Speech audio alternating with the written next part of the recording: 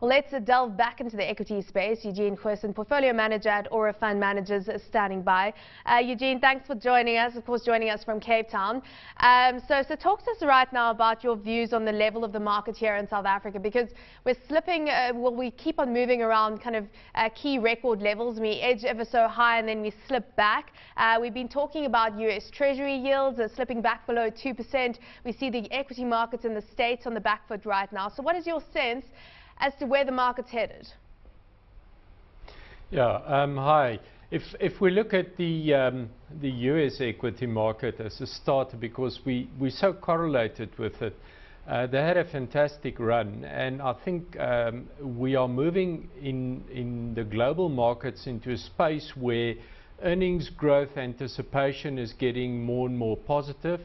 That will drive a re-rating in Ps, and I think that is what we are seeing in the US and to a small extent in Europe as well. And I think we are simply following that. However, saying that, we are definitely seeing some rotation in the local market. We have seen a fair amount of volatility in our retailers and in our banks lately, where guys come in, cut a little bit. The retailers have pulled down quite a lot over the past couple of weeks, the banks a little bit, and rotating into more cyclical stocks. So if we look at the market as a whole, I think pricing fairly valued. We're most probably going to see the market up 12–15% for the year on average, but I think if we go sector specific, your more cyclical stocks, your BHP Billetins, your Anglos of the world will most probably deliver better returns over the next year, 2 or 3. Let's talk about teleco stocks today, because Vodacom hard hit on the day, down over 4%. Now, looking at that trading update, a 1.7% increase there in interim group revenue, that's to 18.3 billion rand, 12% increase in active customers. So, of course, still the biggest mobile operator here in South Africa, 51 million customers. So drill into the numbers there. I mean, what was so disappointing for the market? If you look at this business, it's developed into an extremely mature type of business, pumping cash, doing very well in that sense. However, if you look at expansion potential in the domestic market, it's very limited.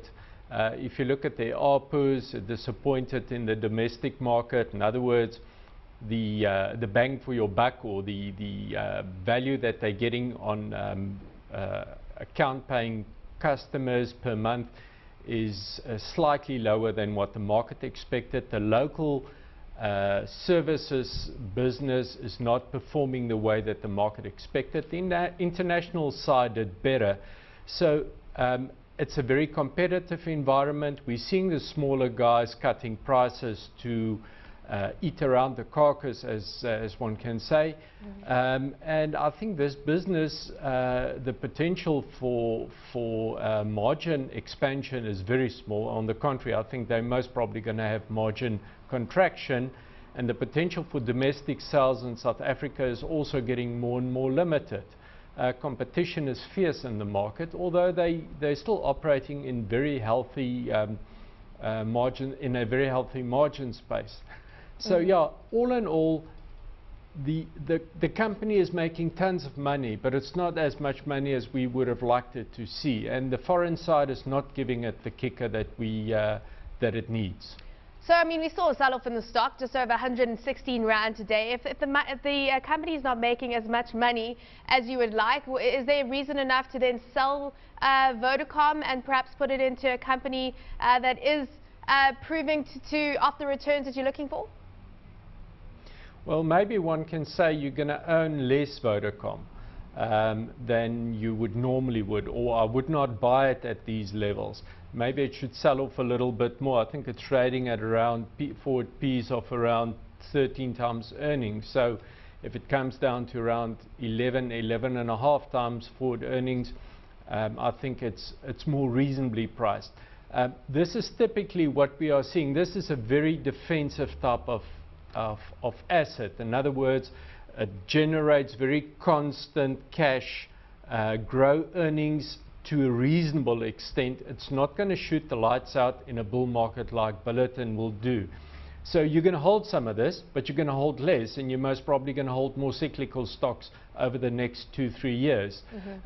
So the company is also in a process of growing, especially the data business, and that's also one part of the South African side that we expected to see a slightly better result, bit more cash out of the data business. That didn't materialize.